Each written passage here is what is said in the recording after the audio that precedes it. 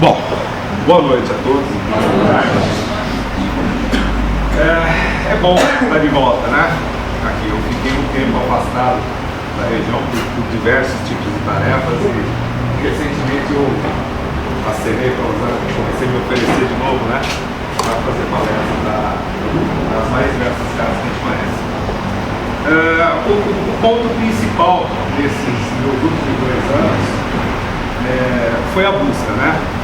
Tentar compreender dentro ou fora, né, do Espiritismo alguns conceitos que são tão massacrados, né, nas casas do Espírito. Diga-se de passagem, eu imagino que tem muita gente que frequenta a casa e de forma alguma concorda com a relação lembranças do passado. E eu não discordo desse pensamento, eu acho muito justo. Se fosse para a gente lembrar do passado, nós estaríamos plugados 24 horas por dia, né? Mas todas as doutrinas que eu conheço abordam a questão de uma maneira muito serena. E eu fiquei me perguntando muito tempo por que a doutrina espírita crucifica tanto quando as pessoas começam a buscar, não alternativas, mas buscar conhecimento sobre assuntos polêmicos nas casas. E a regressão de memória não foi diferente, porque há 6 anos atrás, quando eu tive o primeiro contato com esse nome, eu confesso a vocês que eu me arrepiei do dedão do pé até o fio de cabelo, quando eu tinha cabelo ainda. Falei, puxa vida, tem alguma coisa errada. O pessoal está trabalhando dentro da casa espírita, colocando nome de regressão, ou o que quer que seja. E eu comecei a acompanhar, e como todo mundo, é claro, a princípio não concordei. Mas o não concordar não significa que eu saí metendo de pau em tudo quanto é casa, não significa que eu comecei a direcionar as minhas palestras num movimento contra o trabalho alheio. Muito pelo contrário, determinadamente eu fui buscar informações. As informações que nós temos dentro da doutrina espírita, né? Todas as informações me levavam basicamente ao único canal, Coronel Albert de Rocha.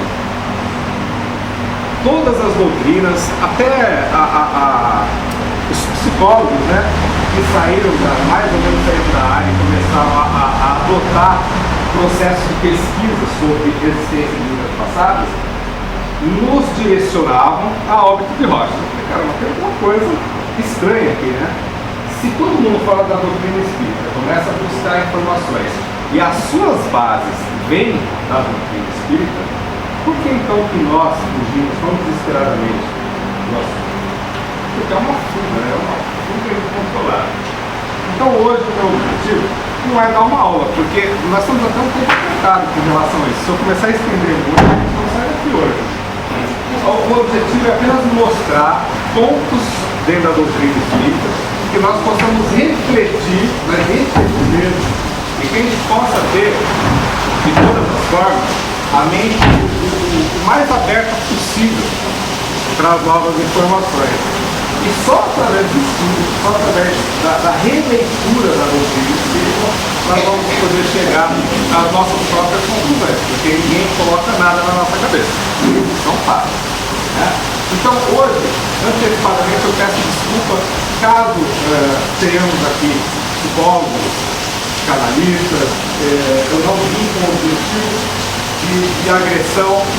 Algumas coisas eu vou falar, é claro, porque é necessário dentro da exposição, mas não há o objetivo de acusações e de agressão, mas simplesmente trazer informação para que a gente possa se esclarecer a respeito. Isso é o fato mais importante de hoje. Alguns anos atrás, eu estou na doutrina espírita há 9 anos, e as pessoas mais antigas que eu conheço me falavam o seguinte: há 15 anos atrás, mais ou menos, começaram a surgir no trabalho do espírito os desdobramentos. Eu não lembro dessa época, quando eu cheguei já tinha desdobramento, então para mim é algo muito natural. Eu cursei lidando com essa situação, então não foi nada espantoso para mim. Agora, as pessoas estavam acostumadas com o quê? Com a psicofonia, né? A psicografia, a vidência. A vidência, né, em si, dificilmente as pessoas partiam para a clarividência. Quando partia era algo muito sutil, era algo muito raro mesmo dentro do trabalho do. Até hoje, no decorrer das atividades, algumas coisas, quando ocorrem pelas primeiras vezes, os doutrinadores, eles rapidamente põem o pé para trás e falam: pera aí, meu Deus do céu, o que está acontecendo? O espírita morre de medo de ser enganado. Tá? Ele já cai por esse princípio. Morremos de medo de ser enganado. Então, pelo fato de não querermos ser enganados, nós muitas vezes negamos e não observamos 100% aquilo que acontece à nossa volta. Então, 15, 20 anos atrás começa o desdobramento. Naquela época, muitas pessoas foram acusadas, né, de mistificação. Ou, pasmem, eu cheguei a ouvir isso há 9 anos atrás, ali mesmo.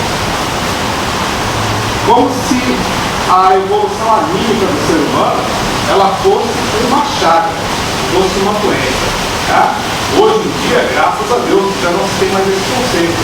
As pessoas, ao sentirem que há um envolvimento anímico do médico, fatalmente vão ter que fazer o quê?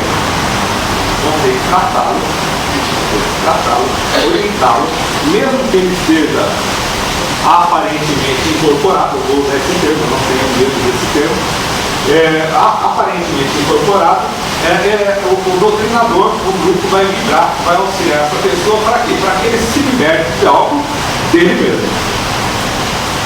Esse envolvimento anímico do médium, ele vem da onde? Do medo do futuro dele como médium? Ele vem do passado. Não tem outro termo, não dá para ficar enrolando esse nosso. Então, se a gente for pegar o livro dos Espíritos e observar a questão das sensações e percepções, nós podemos ter diversas interpretações sobre o assunto. Mas vamos pensar o seguinte: nós temos sentidos básicos, certo? O qual nós aprendemos a conviver, a experimentar as coisas. As percepções, elas vão partir para onde? Para a experiência daquilo que nós sentimos. Tá? Maravilha! Então, isso fica bem claro. Nós só podemos perceber aquilo que nós já sentimos, aquilo que nós já experienciamos. Todo mundo aqui conhece limão, né? Tá. Ao pensar no limão, algumas pessoas já até deu um negocinho aqui, né? Outras pessoas não. Outras pessoas adoram, então não vai fazer efeito nenhum. Mas se a gente pegar uma fruta exótica, qualquer que seja agora, e colocar aqui na frente e eu falar assim, vamos imaginar o gosto dela, a não ser que alguém conheça. Eu não trouxe nenhuma fruta porque eu já me ferrei várias vezes com isso, porque várias pessoas conhecem. Parece que eu sou o único ignorante que não conhece fruta exótica. Então, a não ser que a gente já conheça essa fruta, nós não vamos saber qual o seu gosto, qual a reação que ela faz na nossa organismo. Então, o envolvimento anímico ele não vai passar disso. Todos nós somos possuidores disso, em algum momento. Quando nós passamos, para fazer a palestra hoje, eu aboli mais ou menos uns 15 slides para a gente poder conversar. Então, eu peguei os pontos principais. Se a gente buscar no livro dos Espíritos, nós vamos ver que ao desencarnarmos, nós vamos levar daqui percepções, coisas que nós experienciamos, e muitas vezes do outro lado nós vamos estar fixados em alguma delas, algo que a gente valorizou muito mais do que o necessário. Então, nas reuniões mediúnicas nós vamos ver o quê? Fixação mental, né? De muitos desses irmãos que passam por socorro. Então, nós nos fazemos diante daquilo que nós desejamos. Porém,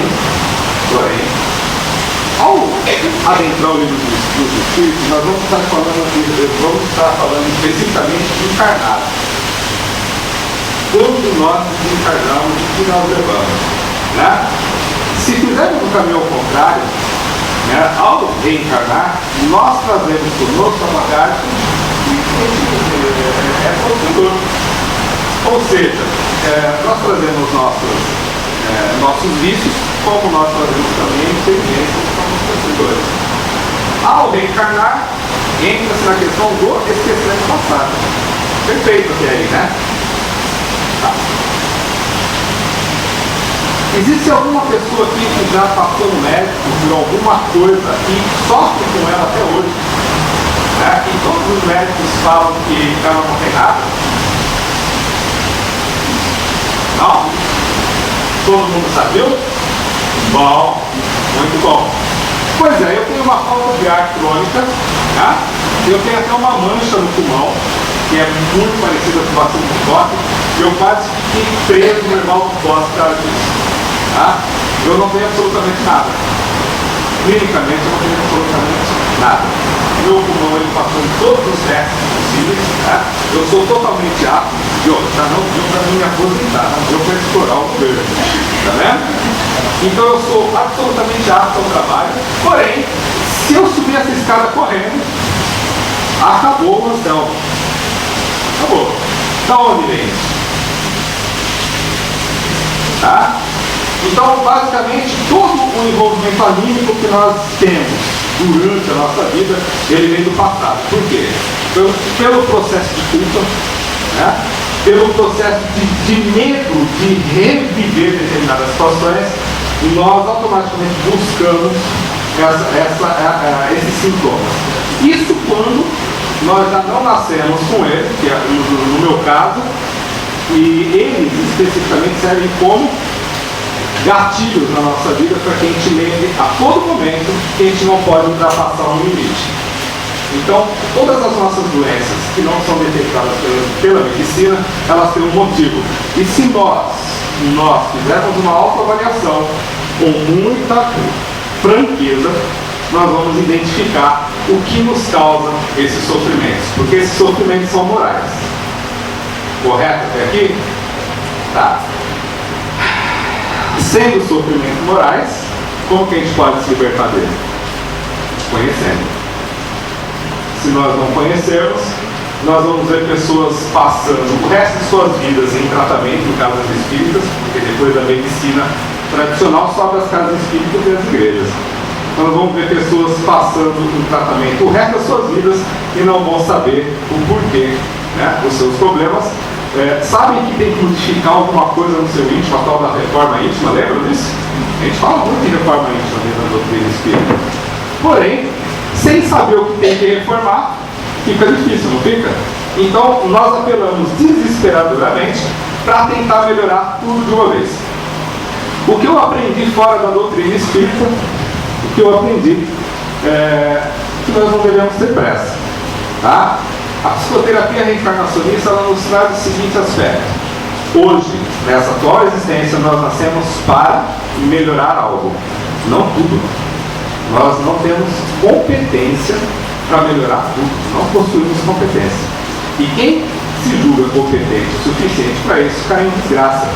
Porque acaba não consertando nenhuma coisa nem outra e é o tal do retorno constantemente através das reencarnações.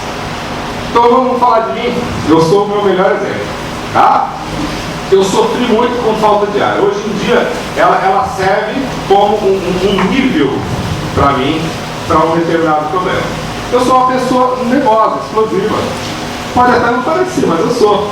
Então todas as vezes que eu começo a perder a minha paciência, que eu tenho vontade de voar no pescoço de alguém, porque quem aqui disser que não sente essa vontade, né?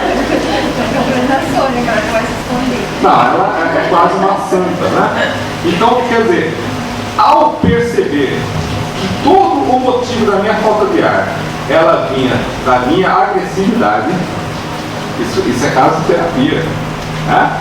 Ao perceber que toda a minha falta de ar é motivo de agressividade, eu tive que aprender a controlar ela. Para mim aprender a controlar a minha agressividade, eu tive que passar por diversas etapas. Primeiro, começar a identificar o que me irritava. Tudo me irritava. Tudo. Se tudo me irrita, eu tenho que tomar uma solução drástica para a coisa, né? Mas não é bem assim. Algumas coisas te irritam muito mais do que outras. Então é onde a gente começa a captar esses detalhes e começa a buscar um autocontrole. Hoje em dia eu tenho só 30%. dessa falta de ar. Tá? Mas não estou curado.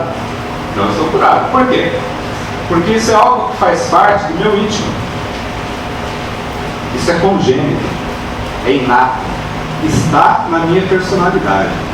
Ela não foi sanada. Então hoje, dentro das mais diversas psicoterapias, sejam elas tradicionais ou as legalizadas, as pessoas buscam informações, buscam tratamentos, mas não conseguem curar a causa. Elas conseguem amenizar o efeito dos seus problemas. E isso é muito ruim. Isso é muito ruim. Então o que a gente vai entender com isso? Há possibilidade de auxiliar muito mais dentro das casas espíritas. Hoje em dia nós temos um trabalho dentro das casas espíritas maravilhoso, que é a recepção, são as entrevistas, são os trabalhos mediúnicos, que são fechados. Porém, as pessoas não conseguem entender perfeitamente o que passa consigo mesmo. Muitas vezes o entrevistador ele é orientado a não falar mais do que o Evangelho. E está certíssimo, porque a grande maioria de nós, sem saber exatamente o que se passa no íntimo da pessoa, corre o risco de falar grandes besteiras, né? Em vez de ajudar a pessoa, vai deixar ela mais paranoica ainda, com maiores problemas. Então vamos lá. Dentro dessa questão toda do auxílio, nós descobrimos em 6 anos de atividade, porque nós passamos 3 anos fechados na casa espírita que eu frequento, experienciando isso, até chegar a uma conclusão de que realmente era algo válido, que não iria levar mais transtorno à pessoa. Ela tem que sair da atividade, né? Seja essa atividade de 1, 2, 3, 6 meses, ela tem que sair muito melhor do que ela entrou. Agora, é uma panaceia? Vai resolver o problema de todo mundo? Não. Se fosse assim, haveria no mundo psicólogos e psicanalistas desempregados trabalhando em pedreiro. Infelizmente. Porque se resolvesse, todos que passam por psicanálise ou por consultório de psicologia estariam curados. Então a gente vai vendo já por aí que é uma questão íntima do espírito. A regressão de memória, então, entrando direto agora no assunto, ela é uma oportunidade que a pessoa tem de observar por si mesma qual o ponto específico que ela deve monitorar no seu dia a dia para que ela consiga frear os seus impulsos. A partir do momento que ela conseguir fazer isso, obviamente as suas condições no dia a dia vão mudar drasticamente. Nas nossas reencarnações nós entendemos que quando repetimos numa prova, nós voltamos para tentar reajustar isso, tá? A gente vive reclamando aqui que não tem mais tempo, né? Que o dia está passando rápido demais, né? A vida está passando rápido. A vida está passando muito rápido. E o espírita hoje, com todo o conhecimento que tem, ele não pode se dar o luxo, né, de coisas banais do tipo: eu não me dou bem com a minha mãe, eu não me dou bem com meu pai, com meu irmão, com meu tio, na próxima encarnação eu reajusto isso. Não pode. Tem cabimento isso? Não tem. Né? Todo mundo lembrou de alguém que está brigado aqui? Pronto? Então chegue em casa, faça a sua parte. Não perca o tempo. Calma. Que vai voltar de novo. Então vamos lá. Boa.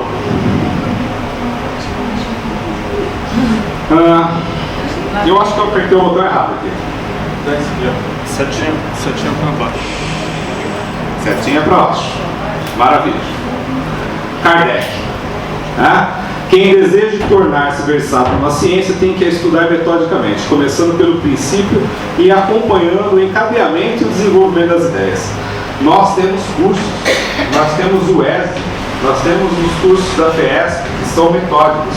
Mas eles são metódicos, na minha opinião, dentro daquilo que as federações querem abordar. Tá? Cabe à casa espírita, cabe ao aluno, cabe ao espírita se desenvolver ainda mais. Se nós pegarmos todos os livros do ESE, que é uma informação em massa, ainda vai faltar pelo menos uns 60%.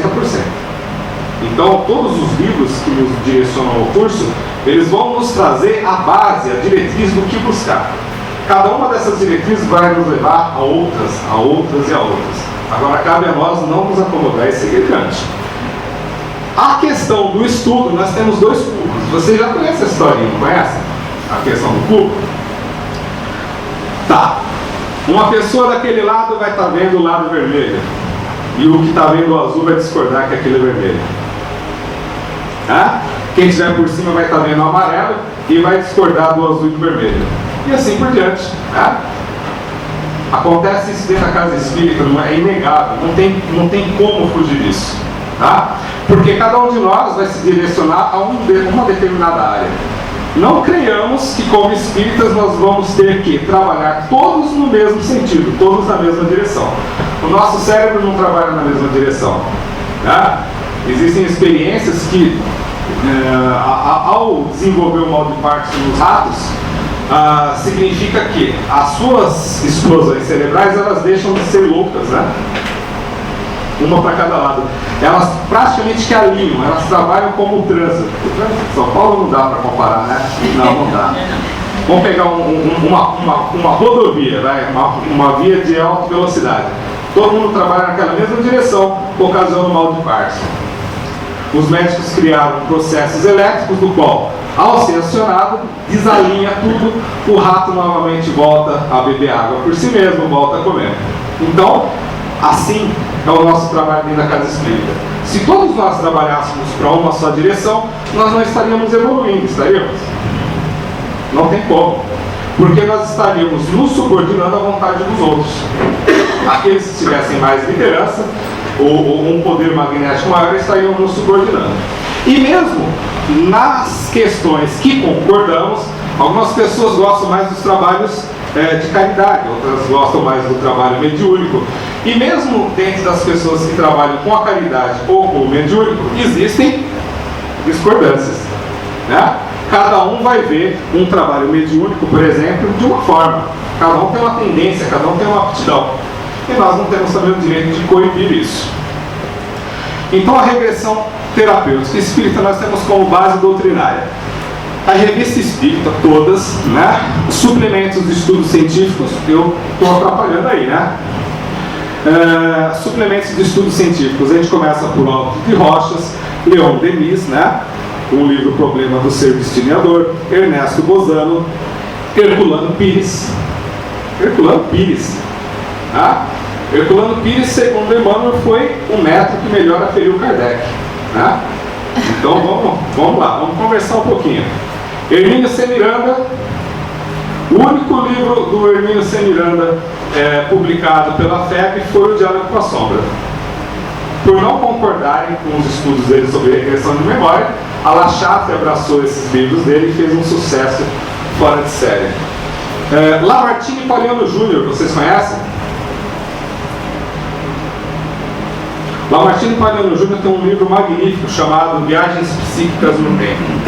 Lamartine ele formou um grande laboratório na época, do qual ele utilizava a mediunidade, essencialmente o desdobramento, para se utilizar durante as suas atividades e buscar as respostas que ele precisava sobre retro e pré-cognição. Zalmiro Zimmermann, já ouviram falar dele? Ele é uma enciclopédia, né, da mediunidade. E André Luiz, Manuel Filomeno de Miranda, dentro das suas obras, do qual, se nós formos ler todas, nós vamos captando várias informações. Não dá para a gente ler todas aqui também, né? Porque senão... Então, qual a aplicabilidade da regressão de memória? Vamos lembrar, vamos ressaltar o seguinte: a regressão de memória praticada, da forma como nós praticamos, ela não é só a regressão de memória. Nós pensávamos assim no início: nós vamos desenvolver um trabalho de regressão de memória. E nós queríamos que fosse regressão de memória. O ser humano queria que fosse regressão de memória. Mas nós não podemos esquecer que quem comanda todo o trabalho na casa espírita é a espiritualidade, são os mentores espirituais. Então, durante 2 anos, mais ou menos, aconteceram coisas que a gente não conseguia entender e não conseguia desenrolar a atividade. Era um trabalho truncado, era um trabalho de análise, era um trabalho de medo de estar sendo enganado, e fala, meu Deus do céu, se isso começa a espalhar que tem algo aqui que não está de acordo com o que todo mundo acha que é o certo, estamos ferrados, né? Mas acontece que nós temos o hábito de achar o que é o certo e esquecemos de nos deixar conduzir. No trabalho mediúnico, quando o doutrinador, o dirigente, põe os pés pelas mãos, o que acontece? Não anda nada. Vira bagunça, vira casa, né? Casa de todo mundo. Ou seja, as comunicações não funcionam de acordo, a área de socorro não funciona, há um grande índice de mistificação, ou seja, há um descontrole total e ninguém consegue tomar as rédeas, até que esse grupo pare novamente, coloque os pés no chão e comece a trabalhar dentro das normas, pelo menos, né? Para isso o grupo precisa do quê? De muito estudo. Vamos falar sobre amparos legais. A coisa que eu mais ouvi nesses 6 anos é que só psicólogo ou médico pode fazer regressão de memória. Tá, perfeito. Eu concordei com isso durante 4 anos. Tá? Mas aí a gente começa a usar algo que nós esquecemos o tempo todo. Se chama pesquisa. Tá? Vamos pesquisar onde está isso. O porquê disso, né? Começamos a pesquisar, né? A psicologia, ou a psiquiatria, ou a psicanálise, elas têm o direito, sim, né, instituído por eles mesmos, de praticar a hipnose. A hipnose nada tem a ver com regressão de memória. A TVP, criada dentro dos órgãos de psicologia, são grupos dissidentes da Federação Brasileira de Psicologia. São grupos que não concordavam com as regras estabelecidas pela Central. É mais ou menos assim. A FESP não concordava com a FEB e criou-se a FESP. A USE não concordava com a FEB e se criou a USE. A Aliança não concordava com a FEB e se criou a Aliança. Isso acontece em todos os âmbitos da nossa vida, creio. Porém, na TVP, as pessoas trabalham da seguinte forma: houve um acesso de uma suposta vida passada. Ao se colocar a palavra suposta, quebra-se todo, né, esse conceito de que um profissional está trabalhando com regressão de memória. Então, tudo trabalha na suposição. O maior problema que os psicoterapeutas reencarnacionistas, que eram psicólogos, tiveram foi que a federação, ao saber que eles eram terapeutas reencarnacionistas que trabalhavam com regressão, rapidamente foram caçá-los. Né? Vários sofreram muitos processos, até que se desligaram, por muita chateação, se desligaram das suas profissões para atuar especificamente como terapeutas. Eu não vou ter tempo aqui, nem trouxe, mas existe um caso no Sul, se eu não me engano, em Santa Catarina, que uma psicóloga, após fazer um curso paralelo de psicologia transpessoal, começou a usar a regressão de memória em seu consultório e foi processada, foi ameaçada a sua cassação. Ela entrou na justiça e o juiz determinou que, se essa pessoa que estudou dentro dos limites básicos da psicologia não puder exercer o que foi determinado, que é o auxílio ao ser humano, então que deveria se fechar a Federação Brasileira de Psicologia. E deu a causa ganha para ela e ela continua trabalhando com as suas regressões. O problema é o seguinte: quem tem paciência para lidar com a justiça? Então as pessoas normalmente abandonam a área da psicologia e passam a atuar com o coração mesmo, passam a atuar dentro daquilo que realmente desejam. Então nós temos aqui a resolução do Conselho Federal de Psicologia e a odontologia. A odontologia, eles podem usar a hipnose. Para quê? Exatamente, para aliviar a dor. Aquela conversinha mole: ô meu amigo, você está bem? Tudo bem? A família? E não sei, está doendo aqui, mas vai passar. Aquela conversinha toda é o quê? Já é uma indução psicológica para que a pessoa vá relaxando e consiga absorver a anestesia, porque muitas pessoas com isso conseguem absorver. Então nós temos aqui duas resoluções que não tem nada a ver com a legislação brasileira, nem com legislação de parte alguma do mundo, né? Atualmente, os médicos tentam levar a acupuntura para a medicina, né? E eu brinco da seguinte forma: num período de 5 anos, morreu muito mais gente dentro dos hospitais por falta de cuidado médico, por irresponsabilidade, do que pessoas que passaram por acupuntura. Que, aliás, a gente não sabe de nenhum caso de morte por acupuntura, né? Se alguém souber, por favor, me avise, que isso vai virar história na humanidade. Ou seja, a acupuntura ela tem aliviado a dor de muitas pessoas, de milhões de pessoas, né? E como dá dinheiro, os defensores da medicina querem o quê? Abraçá-la carinhosamente, né? Desde que encham seus bolsos. Assim acontece com a regressão de memória. Lembrando que a gente não cobra nada para fazer isso, tá? O livro dos Espíritos, né? Essa pergunta é a clássica dentro da doutrina espírita, que as pessoas tentam nos empurrar de todas as formas, né? Por que perde o espírito encarnado a lembrança do seu passado? Aí a resposta é muito simples, né? Não pode o homem nem deve saber tudo. Deus assim o quer, em sua sabedoria, sim, o véu que lhe oculta certas coisas. Acho que todo mundo já decorou essa pergunta, decorou? Tá. Só que é o seguinte, a resposta ele não fala assim, ó. Não pode o homem nem deve saber nada. Mudou um pouco a situação? Muda, né? Entre sabe, não deve saber tudo e não pode saber nada, existe uma diferença grotesca, tá? Então nós, como espíritas, nós temos que aplicar aquilo que a gente passa aos alunos, né? Estudar, fazer uma releitura constante, dar valor às palavras que estão contidas nas perguntas e nas respostas. Para quê? Para que a gente não se feche em dogmas e crenças pessoais de direções mais antigas da doutrina espírita.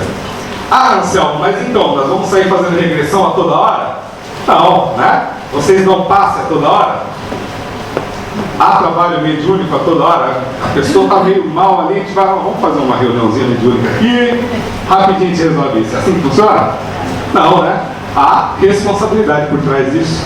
Há uma competência, há um estudo, há uma disciplina, que aliás é muito justa, né? A regressão espírita, né, que eu já tomo a liberdade de chamar de regressão espírita, as pessoas vão dizer assim: não é uma terapêutica espírita, né? Não é, de fato não é. Assim como o passe também não é, a água fluidificada também não é. Concordam ou não? Tá? Essas terapias são terapias apropriadas de outras doutrinas. Sabe qual? O magnetismo. 80 anos, mais ou menos 80 anos antes de Kardec, Barão do Coté, Mesmer, entre outros seguidores estudiosos, já utilizavam a água fluidificada, magnetizada como terapêutica. Mais de 80 anos. Né? Os passes existentes, né, nas mais variadas federações, eu não lembro como são os passes, porque eu sou de uma época mais rigorosa. O pessoal falava assim, ó, passe na casa espírita é só a imposição das mãos. Concordo plenamente porque a maioria de nós não sabe nem o que está fazendo com as mãos. Não sabe nem para que serve movimentar a mão para lá, movimentar a mão para cá, subir e descer, abanar, bufar. Ninguém sabe para que serve isso, a não ser que se especialize realmente e tenha determinação para seguir adiante com esse estudo. Porém, Edgar Armon, se eu não me engano, em algum momento trouxe a prática do passe dos magnetizadores que se utilizavam das movimentações para dentro da doutrina espírita. Então, são terapêuticas apropriadas, né? Desde que usadas com bom senso, de nada farão mal, né? Então, nós temos aqui o que eu já falei. A questão é essa: não pode o homem nem deve saber tudo? Não pode o homem nem deve saber nada. Não está escrito isso. Alguma coisa nos é permitida. Bingo! Peguei o Anselmo. quando nos é permitido, elas ocorrem espontaneamente. Não é isso? Não fiquem com medo, eu não estou aqui para cercar ninguém. Nós estamos aqui para esclarecer as coisas dentro do meu ponto de vista. Isso, quem quiser estudar, vai ser maravilhoso. Eu tenho blog, a gente pode conversar a respeito depois com a maior tranquilidade. E aí, o que vocês acham? Toda revelação espontânea é de Deus? Vamos falar assim? Toda revelação espontânea que nós temos é de Deus? É para nos ajudar? É? Veja bem como funcionam as coisas. A senhora discutiu com seu marido e acha que ele está traindo ele. Só um exemplo, tá? No decorrer do seu sono, a senhora começa a ter acessos de outras vidas, do qual isso realmente já aconteceu, tá? Porque o espírito obsessor ele também tem capacidade de magnetização. Então ele faz esse acesso nas suas memórias e descobre que realmente já aconteceu. Ele, por um envolvimento qualquer no teu destino, na tua vida, gostaria muito que você se separasse do seu marido, e ele começa durante a emancipação da alma de jogar todas essas imagens. Se não houver um autocontrole, uma perseverança muito grande, há a dissolução do casamento. Então não foi de Deus. Não foi Deus que quis que eu separasse da minha esposa ou do meu marido. Até aí tudo bem? Então vamos observar bem isso. Vamos observar bem isso. Porque esse fato que eu narrei aqui já aconteceu durante uma terapia. Então, não saber nada e sim tudo, né? Na questão 290 do livro dos Médiuns, por que ao ser tão questionado sobre essa questão, a gente é obrigado a buscar informações. Para buscar informações que satisfaçam a nossa necessidade, nós temos que ver da doutrina espírita. Livro dos Médiuns, questão 290. Nós abolimos os espíritos de dentro da casa espírita. Vocês concordam com isso? Não? Não concordam com isso? Muitas administrações de centros espíritas são totalmente conturbadas por causa do ego, por causa da vaidade, por causa do querer estar adiante de algo que deveria estar apenas sendo não monitorado por ele, mas dirigido pela intuição, pelo coração. Porém, o que nós vemos na grande maioria das casas, a Rosana falou um negócio importante na hora que eu cheguei: o tamanho dessa casa está excelente, não precisa crescer muito não, porque onde tem muita gente, as coisas bagunçam, tá? Se não houver uma direção rígida com relação a isso. Então, na grande maioria das vezes, nós achamos que conduzimos todo o trabalho e esquecemos de valorizar, de trazer a espiritualidade novamente para dentro da casa espírita. Nós aprendemos nos cursos que não podemos fazer perguntas imediatas. Não é isso? Se houver alguma comunicação, ela tem que ser espontânea. Na maioria das vezes, nós estamos esperando broncas. Na maioria das vezes, nós estamos esperando broncas. Quando temos alguma dificuldade, nós não conseguimos, pelos dogmas impostos, questionar, por exemplo, um trabalho mediúnico, por que as coisas estão tão truncadas. Nós achamos que devemos ser tão racionais que não nos damos a possibilidade de ouvir os espíritos e, voltando para a racionalidade, fazer uma comparação. A observação de Kardec é justamente essa, né? Que nós pudéssemos avaliar as comunicações para poder tomar as nossas diretrizes. Não a questão das consultas, se nós vamos arrumar namorado, se nós vamos arrumar emprego, se nós vamos perder o amigo, se o pai e a mãe vai morrer, se eu vou ganhar na Mega Sena. Esqueçam isso. Eu estou falando de perguntas responsáveis para o desenvolvimento e bom andamento das atividades. Então é muito difícil. Na questão 290, né, no livro dos Médiuns, sobre a existência de vidas passadas e vindouras, está no capítulo das perguntas que se podem fazer aos espíritos. Eu acredito que muitos já leram isso, mas passa por cima muito rapidamente para não cair na possibilidade, né, de reavaliar ela. Então eles dizem assim: podem os espíritos dar-nos a conhecer as nossas existências passadas? Deus algumas vezes permite que elas vos sejam reveladas, conforme o objetivo. Se for para a vossa edificação e instrução, as revelações serão verdadeiras, e nesse caso, feitas quase sempre espontaneamente e de modo inteiramente imprevisto. Ele, porém, não o permite nunca para satisfação de vã curiosidade.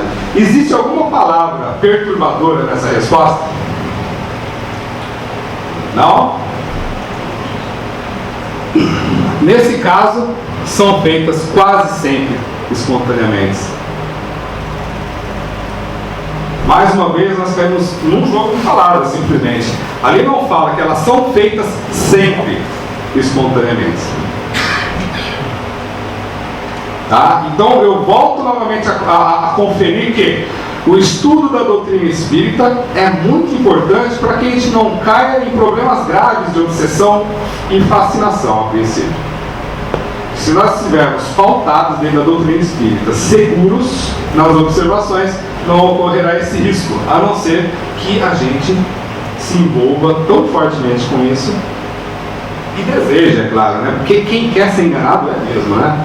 Vamos falar sério. Quem quer ser enganado não adianta ser inteligente, não adianta ter cultura. A pessoa, quando quer ser enganada, ela é enganada, porque ela busca isso. Então, eis a sapiência de Kardec. Quase sempre. Quase sempre. Não é sempre. Não podemos esquecer, né, de analisar a questão da magnetização dos obsessores, que eu comentei aqui anteriormente. Nem tudo que vem do outro lado é realmente bom para nós. Então o estudo vai nos fortalecer diante disso. E o bom senso, né? A não ser que a pessoa, voltando ao caso da separação, a não ser que a pessoa já esteja mesmo querendo se separar, puxa vida, né? É agora, né? Vamos, bola para frente.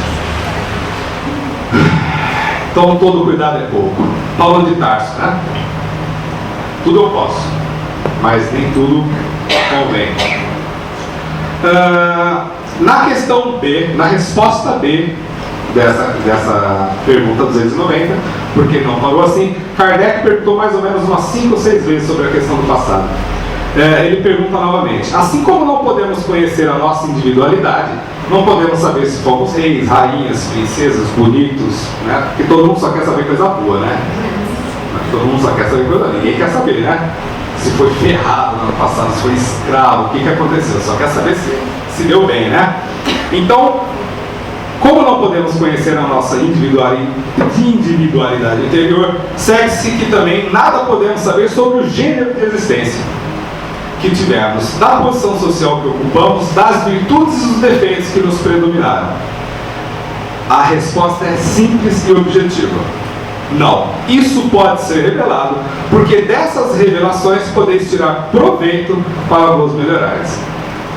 Não sou eu que estou falando, eu não estou fazendo um apelo de autoridade para Divaldo Pereira Franco, eu não estou fazendo um apelo de autoridade para Herculano Pires, não é um apelo de autoridade para Richard Simonetti, né? E nem para o meu irmão.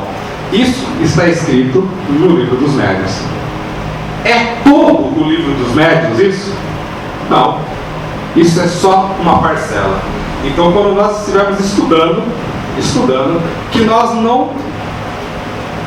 que a gente não dê aquele pulo tradicional diante daquilo que não nos interessa, né? Ao ensinar as pessoas, que a gente enfatize todas as possibilidades para que ela consiga trabalhar dentro da sua programação reencarnatória. Porque muitos de nós, ao chegar na casa espírita, nós já temos um objetivo, a gente já vem com um trabalho preparado. Só que os dirigentes, o grupo, quer moldar esse trabalhador à sua forma. O que acontece?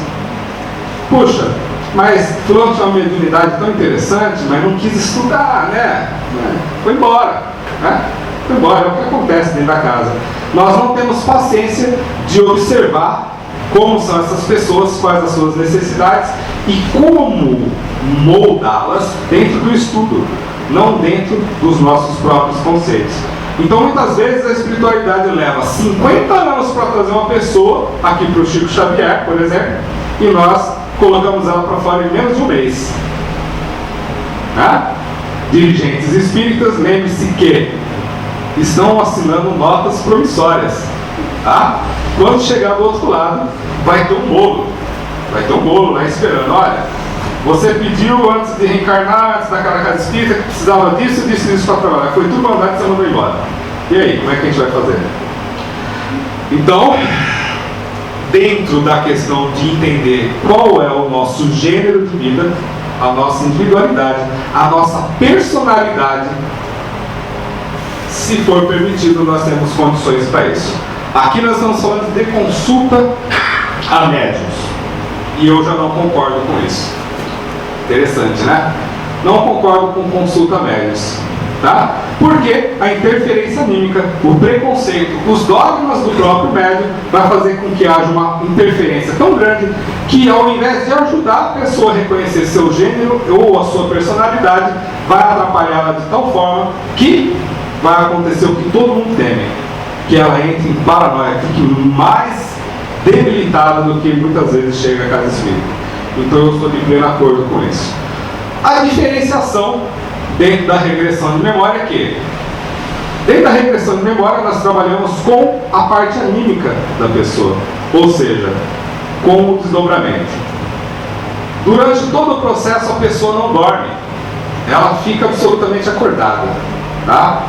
Pô, Samuel, você consegue fazer ela ficar acordada? Não, eu não consigo nada, né? Há toda uma equipe espiritual por trás, e o nosso trabalho como terapeuta é monitorar, fazer anotações, observar se algo não está saindo do controle. Era o que acontecia conosco nos primeiros 3 anos. Até nós entendemos que as pessoas chegam dentro de uma casa espírita, ou vamos tirar da casa espírita porque não pode fazer regressão dentro da casa espírita, tá? As pessoas chegam num consultório de TVP e vão fazer as suas regressões. Só que ela está com um problema de obsessão grave. Não há acesso a passado nenhum nunca. Isso não acontece. Tá? Então a pessoa começa a ver determinadas situações, que vão haver muitas interpretações, quando na realidade, naquele momento, naquela interação medianímica, o terapeuta, consciente do que está fazendo, ele teria condições de auxiliar esse espírito. Esclarecê-lo? Nunca. Mas dar-lhe uma nova diretriz para que ele repensasse sobre o assunto. Então, durante 3 anos aconteceu isso conosco, e nós não conseguimos entender efetivamente porque nós tínhamos a gana de fazer regressão de memória. A partir do momento que nós conseguimos entender isso, a nossa atividade virou uma atividade integrativa. Vejam bem, a pessoa ela entra no Oficina de Luz e ela não vai simplesmente fazer uma entrevista, depois vai fazer 8 semanas de passe ou vai para uma individualização do passe. Não. Durante o desenvolvimento e o relaxamento, há o despertar anímico, a emancipação da alma, em qualquer que seja o grau, tá? E a partir de então nós conseguimos identificar as situações, seja de obsessão ou não. Se há uma obsessão, há feito um tratamento direto com essa pessoa, coisa rápida, de 3 a 4 semanas. Convenceu o espírito? Não, claro que não. Ninguém cura uma dor de dezenas de anos, de séculos, mas há a oportunidade dele reavaliar a sua postura e buscar uma nova possibilidade para poder seguir adiante. Há o afastamento desse espírito, tá? Não há pretensão de afastá-lo. Com esse afastamento a pessoa começa a acessar o seu passado, totalmente consciente, e ela começa a entender o porquê das suas influências espirituais, o porquê dos problemas que se repetem constantemente. Esses porquês não têm relação com o que elas fizeram de mal ou não. Na maioria das vezes a pessoa nem se reconhece durante o ato de regressão. Pouquíssimas vezes ela se reconhece. Mas a espiritualidade trabalha com um processo de histórias. Um processo de histórias muito interessante. Que todas as histórias invariavelmente bate com a personalidade da pessoa. Ela fazendo uma reavaliação da sua vida, das coisas que acontecem constantemente, que se repetem com as histórias do passado, ela vai ter um despertar. Ela fala, puxa vida, o que eu vi naquelas cenas acontece comigo constantemente nessa vida, e a partir de então só não muda se não quiser. há a grande possibilidade de saber o que de fato precisa se mudar naquele momento para que a gente consiga aproveitar essa encarnação junto aos nossos familiares ou às pessoas do nosso convívio social. Isso é muito importante, tá? Porque junto com a regressão, junto com o ato da desobsessão, a pessoa vai passar então por uma bateria muito grande de esclarecimento dentro da doutrina espírita. Ninguém tem a pretensão de assumir o cargo da psicologia ou da psicanálise, não. Porém, dá para se trabalhar com todo o conteúdo que nós temos na mão, doutrinário, evangélico, e toma. Agora é contigo.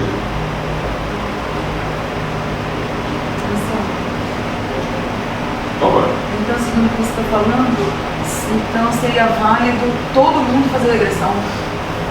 Então, né? Na realidade, as pessoas buscam com esse intuito. Não, é que aí eu não concordo. Seria válido todo mundo fazer regressão? Não. As pessoas buscam com esse intuito, mas o que a gente percebeu nesses 6 anos é o seguinte: que todo mundo que chega para fazer regressão alegando um problema, porque a gente passa por uma triagem, e eu não sou adivinho. Se a pessoa chegar para mim e falar que tem um problema, eu vou pesquisar, eu vou conversar, eu vou reperguntar. E se ela for aquela pessoa doutrinada a manter a sua primeira resposta, ela vai manter até o final. Porém, durante a regressão, a espiritualidade simplesmente trava ela não tem percepção alguma. Isso é muito interessante, tá? Agora, se houver realmente a necessidade, todas as pessoas que sofrem por um problema moral e querem de fato, querem, porque todo mundo quer fazer regressão, mas não quer de fato entender o que está acontecendo, não. Todas as pessoas que têm um desejo verdadeiro de mudança conseguem encontrar sim o que querem. E eu concordo totalmente com você, né? Quando nós criamos o processo de entrevista, eu era a pessoa, né, do carimbo. Não. Porque durante a entrevista você já percebia que não era nada daquilo que a pessoa estava alegando. Então carimbava. Até que um dia nós tivemos uma comunicação a respeito. Tudo que passar pela atividade vai ser bem utilizado. Mesmo que não conscientemente, a pessoa começa a acessar determinadas situações, vai ter determinados sintomas, seja medo, seja uma ansiedade muito grande, e como ela não está disposta a encarar essa situação de frente, é a mesma coisa de a gente brigar com alguém, né? Você sabe que foi errado, né? Mas tem medo de ir lá e pedir desculpa, não tem? Aí fica remoendo aqui, porque quando você chega perto da pessoa, fala, puxa vida, eu tenho que pedir desculpa, mas tem aquele friozinho assim, que sobe até aqui na garganta e volta, a gente volta para trás, né? A regressão acontece a mesma coisa. E se acontecesse geral com todo mundo, durante esses 3 anos, nós ficaríamos muito desconfiados, de verdade.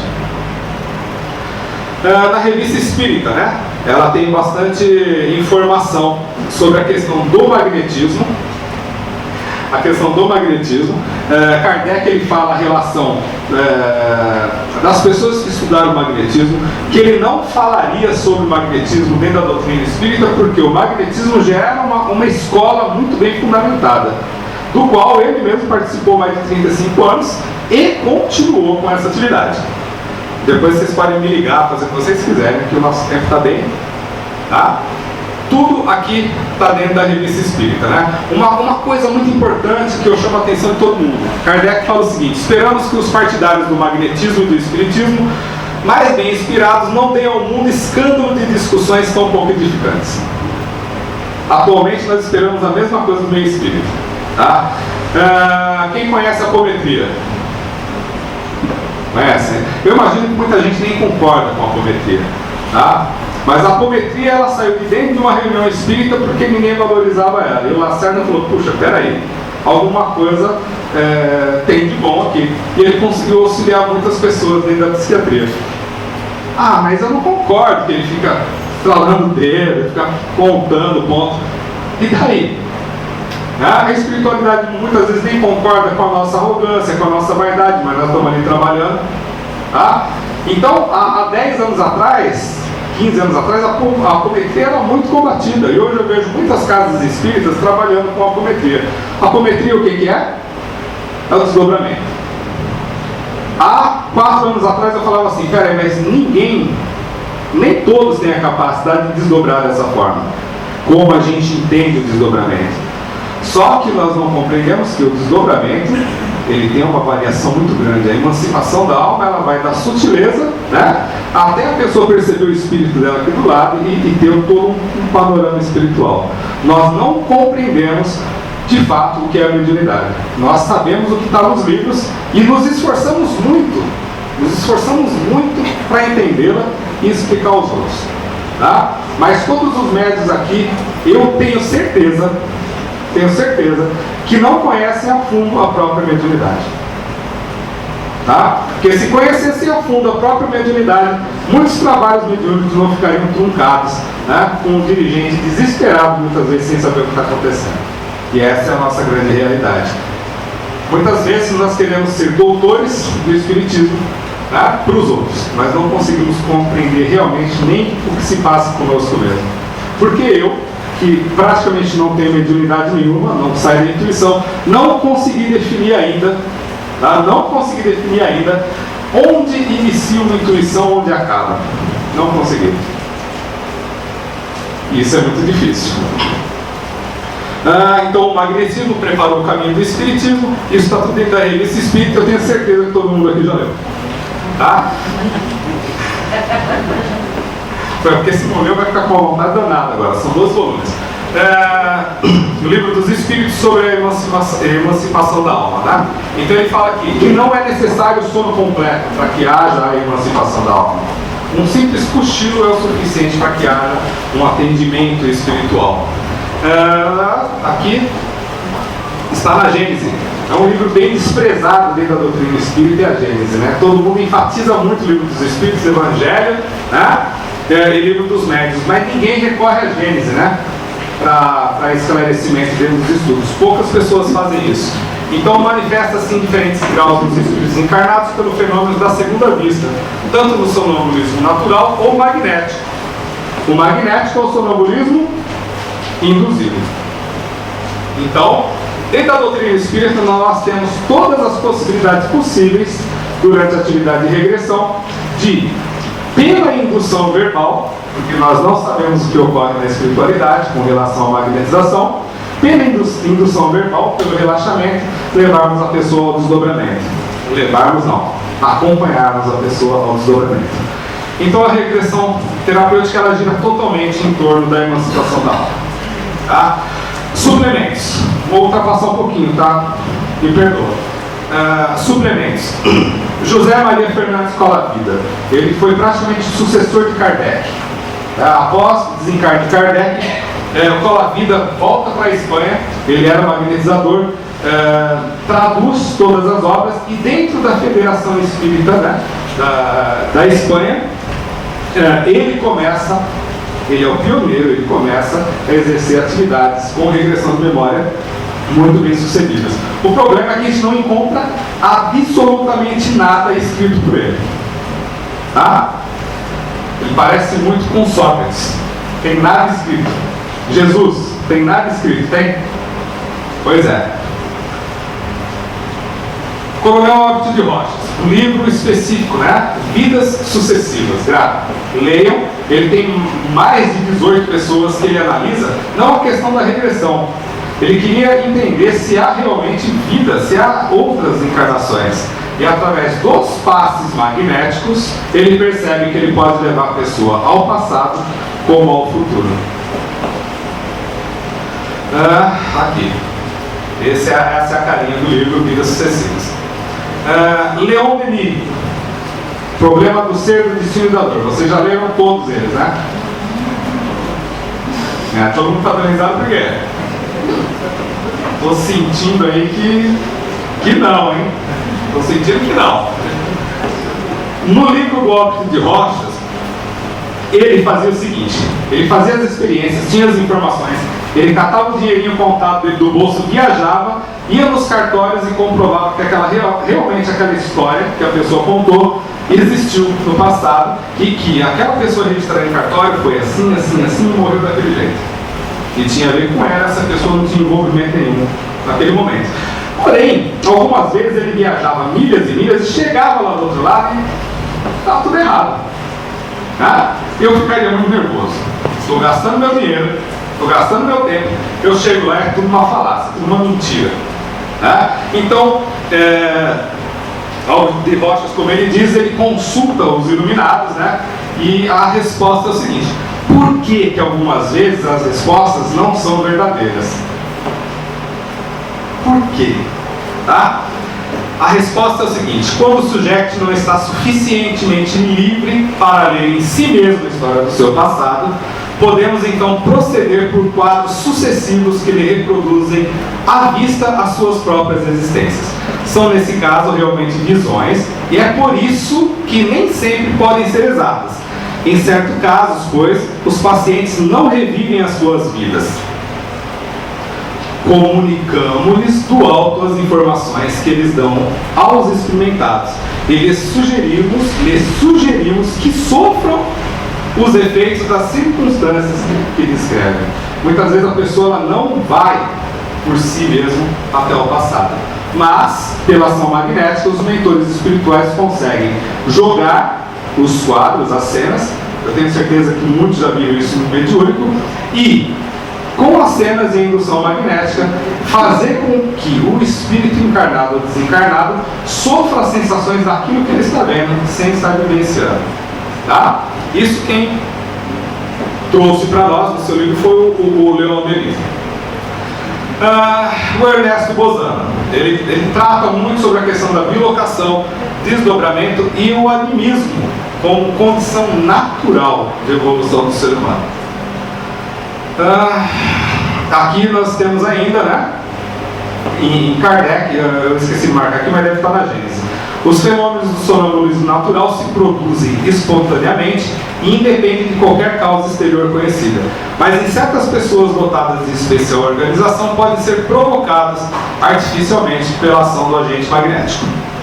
Relação das variedades práticas do sonambulismo natural, retrocognição e pré-cognição. Então nós temos aqui as visões sonambúlicas, a dupla vista, as visões estáticas, todas elas estão dentro da variação da evidência. O Zalmino Zimmermann, ele fala que, naturalmente, como base de todo o processo anímico, está a evidência. E a partir da evidência há uma grande ramificação para todas as outras mediunidades.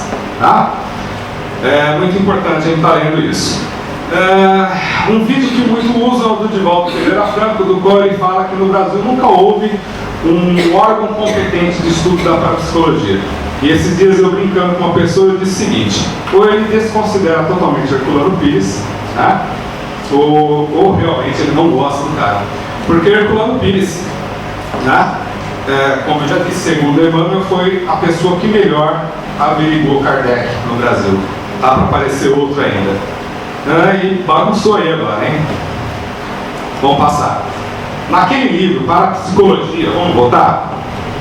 Parapsicologia, hoje e amanhã, Herculano Pires ele faz um relato integral sobre a parapsicologia, os estudos dentro do Brasil e da organização que ele mesmo criou. Inclusive, ele fala que é inegável a condição humana de, se desejar, acessar tanto o seu passado como o seu futuro. Mas para isso exige responsabilidade e treinamento. E é uma condição anímica do ser humano. Não se trata de mediunidade. O desdobramento é uma condição anímica do ser humano. Mediunidade, ele se torna mediunidade quando nós usamos no trabalho mediúnico. Mas naturalmente ele é uma condição nossa, se assim desejarmos. Mas as coisas não são fáceis, não.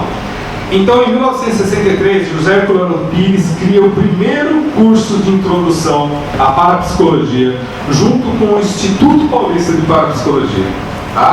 Instituto esse que ele criou e não fez como a maioria das casas espíritas.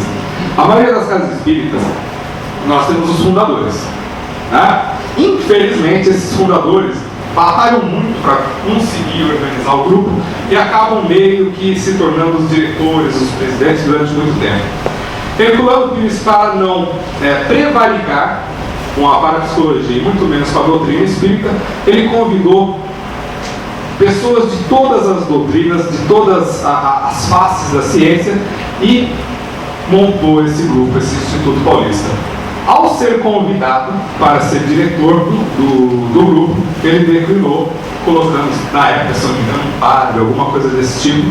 Para quê? Para que as pessoas não olhassem e falassem, olha, há uma tendência natural do Instituto pelo Espiritismo, porque o senhor Herculano Pires está à sua frente.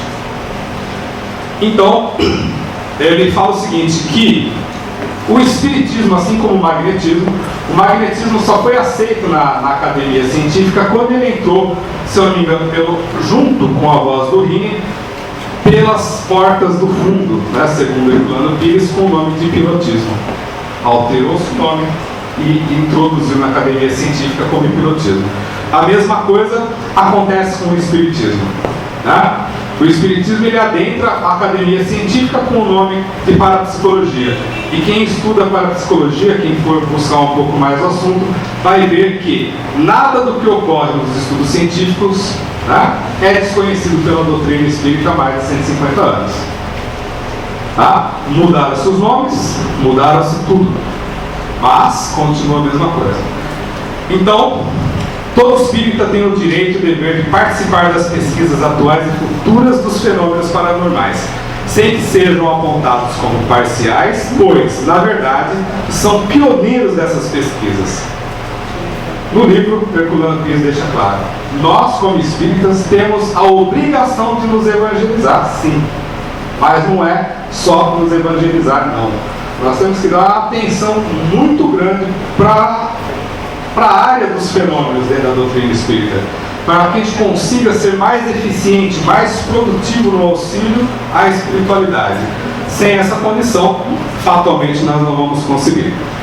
Então, os problemas implícitos na verificação da pré-cognição e da recognição, eles são numerosos, pois a constatação dessa possibilidade humana de dominar o tempo traz implicações filosóficas e religiosas. Herculano Pires ele não fala que traz complicações científicas, porque elas já existem. As complicações que existem no assunto, elas estão na base da filosofia e da crença religiosa de cada um que frequenta a doutrina espírita.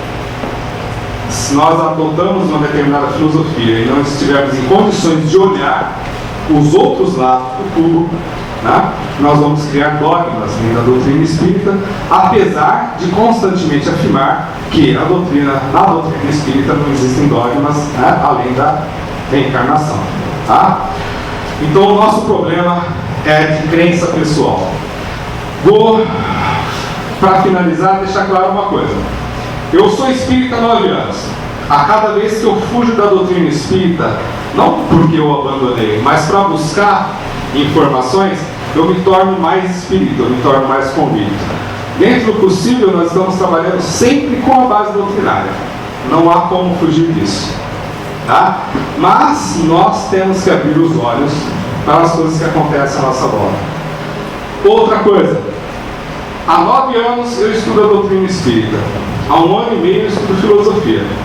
Se o caminho tivesse sido inverso, eu não seria espírita.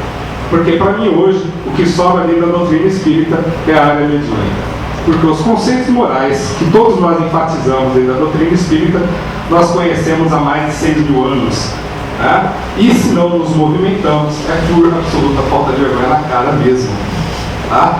Então hoje, estudante de filosofia, eu vejo que, para mim, a doutrina espírita, o que mais me chama a atenção, além da minha obrigação de moralização íntima, é a questão da relação mediúnica com o plano espiritual. Então hoje eu estou vendo, talvez, pelo lado azul do cubo. Tá? Dando uma ênfase para a minha reforma íntima. Porque sem ela, não vai adiantar nada. Então é isso, pessoal. Se tiver alguma dúvida, alguma coisa que ficou bem encasquetado, aproveita.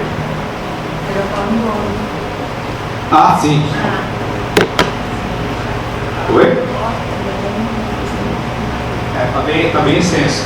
Então, eu posso deixar anotado no meu e-mail, e todo mundo que quiser maiores informações, entre em contato comigo, eu passo todo o material disponível também, algumas coisas interessantes com relação a isso. Ok? Você disse que nas casas espíritas não se fazem terapias de vidas passadas. Sim. Na doutrinação, quando o espírito vai ver o que aconteceu em outras vidas, é uma terapia de vidas passadas ou não? Então, mas o dogma humano fala o seguinte, que é lá a espiritualidade. É ou não? É claro que é. Então, para a gente ter terapia de vida passada dentro da casa espírita, é só morrer. Só morrer. Teoricamente é só morrer. Você tem toda a razão. Né? A gente já foi muito questionado com essa relação. Os livros de André Luiz, eles falam muito sobre regressão de memória, de terapia de regressão, mas na espiritualidade, onde espíritos são despertados com essa prática magnética. Mas toda vez que alguém levanta essa polêmica e fala, tá vendo, isso só pode ser feito no plano espiritual. Qual é a diferença?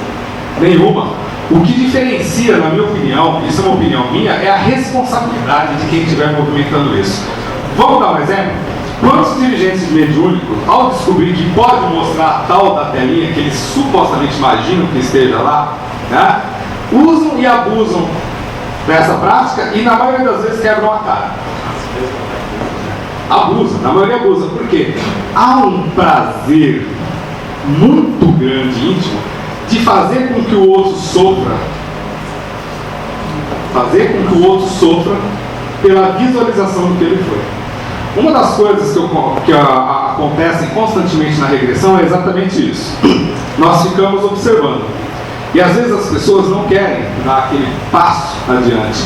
E os mentores falam o seguinte: nós não estamos aqui para agredi-la mais ainda. Vá até a pessoa, se reconcilie. Não há necessidade de saber o que aconteceu naquele momento. O fato é que ela já entrou numa condição anímica, já está vendo cenas do passado e não é necessário saber se matou, se foi matada, o que quer que tenha sido acontecido naquele momento. O principal é ela sentir as energias com o contato daquelas cenas que inconscientemente vai acusar e entrar no processo de perdão e auto-perdão. E eu gosto muito quando alguém fala isso, porque dirigente de grupo espírita vive quebrando a cara. Depois que eu comecei a trabalhar com regressão, eu nunca mais induzi ninguém, nenhum espírito dentro de uma reunião mediúnica. Rapidamente, só de esclarecimento das pessoas, você disse que todo mundo quer fazer regressão espírita, né? Pelo menos a maioria, jamais se queria fazer regressão espírita. Mas dentro desse trabalho que vocês fazem, quem é que decide? Eu falei, quem decide isso é a espiritualidade. É a espiritualidade, porque se a pessoa ela tem a vontade, como eu já disse, ela tem a vontade de mudar alguma coisa, a espiritualidade vai começar a jogar cenas. Eu vou dar outro exemplo meu, tá? Mas peraí, vou te interromper. Eu entendi, só que eu acho que isso não ficou claro suficiente para quem não trabalha bem nesse jogo. Esse atendimento você não faz dentro de uma casa espírita? A gente faz dentro de uma casa espírita. Tratamento? Tratamento. A gente estava pensando que você tinha o seu consultório de psicoterapia, de regressão, não é? Não. Na realidade, a gente faz isso há 6 anos dentro de uma casa espírita, que deu essa abertura para que a gente pudesse. Só continuamos ainda porque os resultados são bons, né? Muitas pessoas foram resgatadas para dentro das casas espíritas e não só para dentro das casas espíritas, também foram resgatadas com a convivência familiar, tá? A questão de reharmonização do lar, principalmente. E com isso a gente conseguiu conquistar esse espaço, tá? Então, quando eu falo que não se faz regressão dentro da casa espírita, a gente não generaliza, porque a maioria das casas espíritas não irão aceitar isso nunca, tá? Porque há que se mudar muitos conceitos íntimos ainda com relação a isso. Outra coisa, há necessidade de se estudar muito sobre o assunto, né? Eu concordo, quando as pessoas falam de psicólogos ou psicanalistas, eu concordo que esse pessoal tem um estudo muito grande para entender a questão dos relacionamentos, dos comportamentos. Isso é importante, é muito importante. Por quê? Imagina alguém que não tem esse tato psicológico e for querer se meter a besta a dar conselhos para as pessoas das casas espíritas. Por que os entrevistadores são orientados a não partirem para esse campo, falarem só sobre o Evangelho? Para que não aconteça besteiras, né? Para que as pessoas não saiam de lá acusando a casa espírita de coisas que tomaram as próprias decisões, né? E danaram toda a vida. Então há uma questão de muito estudo mesmo. Deixa eu falar só uma coisa, eu sou psicóloga, né? Então nessa questão, eu acho assim, eu não concordo que o psicólogo, o médico, possa trabalhar com isso. Por quê? Eu, como espírita também, então, eu acho que isso é parte do espiritismo. Você está mexendo com o outro lado, onde o psicólogo não tem embasamento. Se ele é só psicólogo, ele não tem embasamento para mexer com os dois lados e as coisas sai do controle, porque ele não vai saber mexer. Se o negócio sair do controle dele, ele não vai saber o que fazer se ele não tem embasamento espírita. Isso é importante que você falou, porque lembra que eu falei? Nós buscávamos fazer a regressão. Mas só que acontecia antes a desobsessão. Nesse momento, as pessoas despreparadas dentro de consultórios de psicologia não sabem o que fazer. A maior preocupação da casa espírita é fazer com que a pessoa não saia mediunizada lá de dentro, né? Então, quantas pessoas não passam por essa situação dentro de consultórios de psicologia? Tá? Agora, vamos inverter o quadro. Eu tenho conhecidos que se formaram em psicologia dentro do espiritismo, e com todo o conhecimento espírita, teve um rapaz que simplesmente ele tratando de uma criança, chegou para a mãe, né, dentro dos conceitos materialistas, e falou: seu filho tem todo esse problema assim porque ele tem uma tara muito grande para você.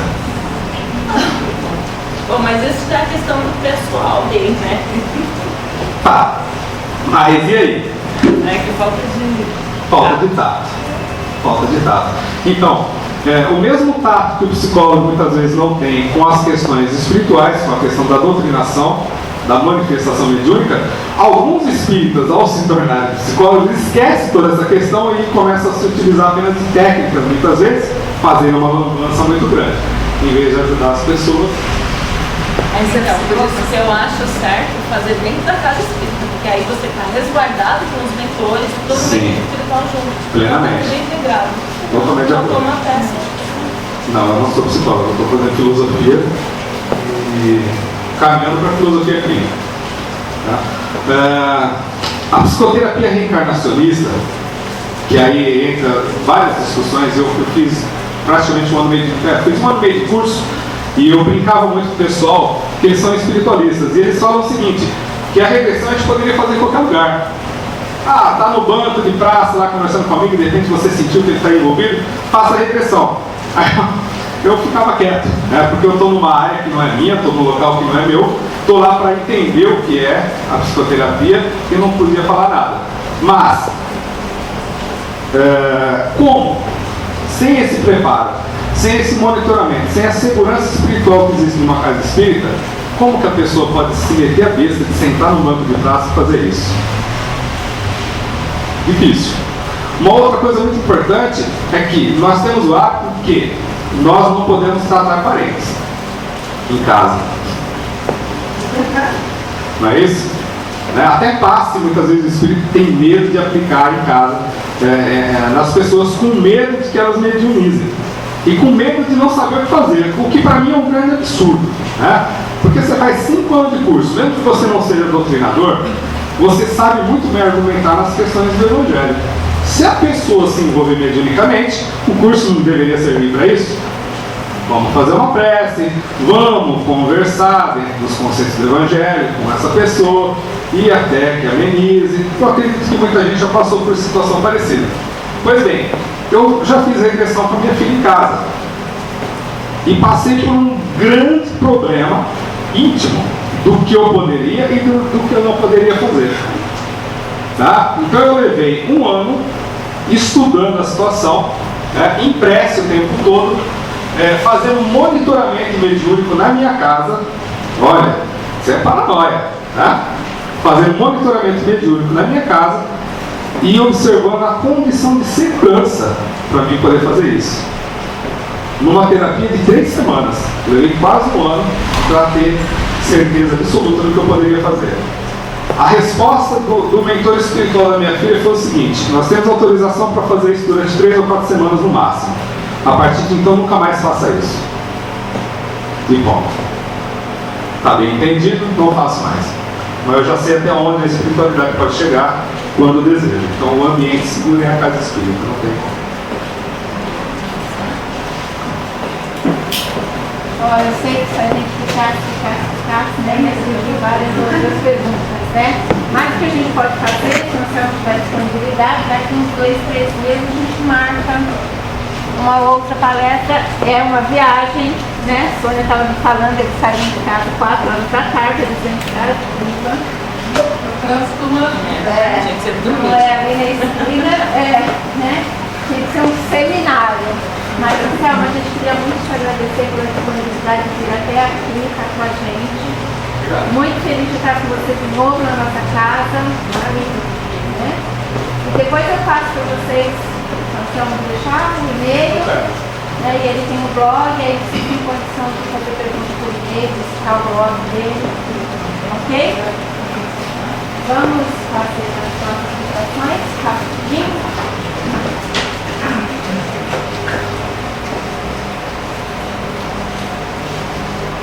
Vamos então continuar com o nosso convite com Deus, com Jesus, nossos mestres,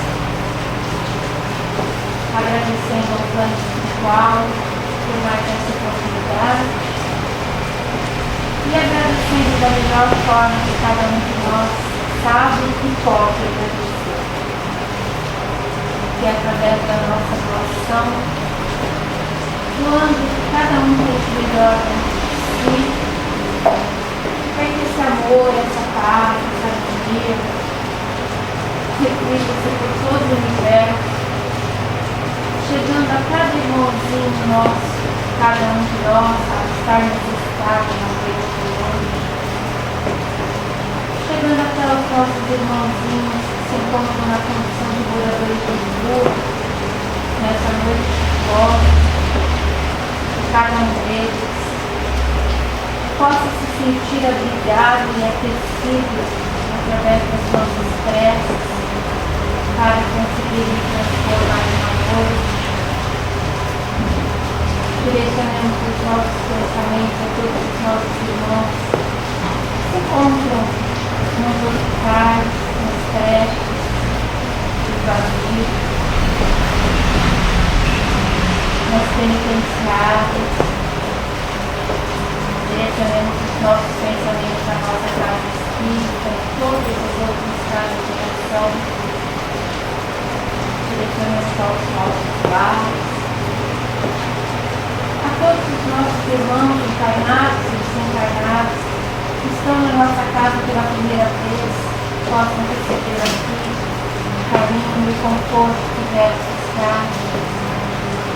Direcionemos a nós mesmos, cada um de nós, possamos retornar aos nossos lares tranquilos. E em especial na noite de hoje, cada um de nós possamos direcionar um abraço à nossa irmã Sônia e ao céu aqui conosco essa noite, trazendo um pouco dos seus ensinamentos, do seu aprendizado, que ele nesse instante possa sentir abraçado por todos nós em forma de nossa vida. Que assim seja, graças a Deus, graças a Jesus.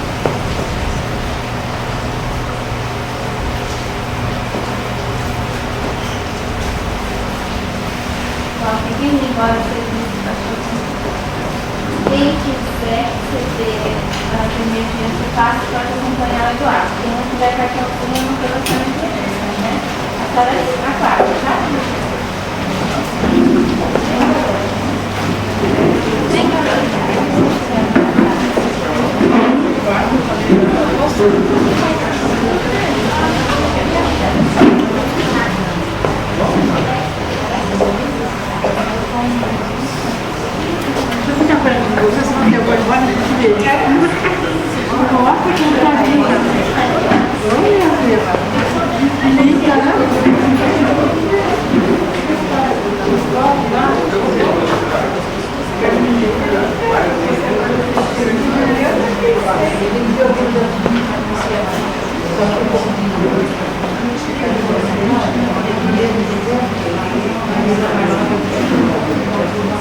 Entendeu?